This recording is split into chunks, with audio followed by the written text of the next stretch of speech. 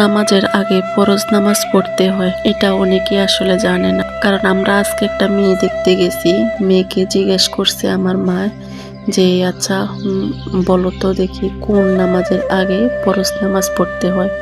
মেয়ে মানে থুতুপুতু খেয়ে বের খেয়েছে, মানে ও বলতেই পারছে না কোন নামাজের আগে ফরজ নামাজ পড়তে হয়।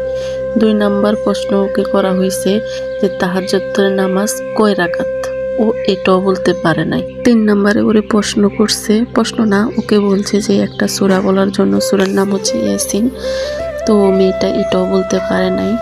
তো আমরা পরে বুঝলাম যে আসলে মেয়েটা কখনো কোরআন শরীফে পড়ে নাই। আর ওনারা আমরা যাওয়ার পর জিজ্ঞেস করার পর ওনারা বলছে যে মেয়ে কোরআন শরীফ খতম দিয়েছে, প্রত্যেক রোজায় নাকি 1 খতম করে দেয়। আসলে এসব কথা মানুষ কেন যে বলে, কেন মিথ্যে কথা বলে বিয়ে দিতে চায়?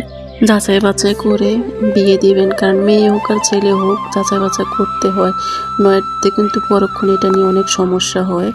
আমার কথাগুলো কেউ খারাপ মাইন্ডে নেবেন না। আমার কথাগুলো এই কারণেই বলা যে কিছু কিছু ঘটক আছে যে অনেক মিথ্যে কথা বলে এরকম বিয়ে দিয়ে দেয়।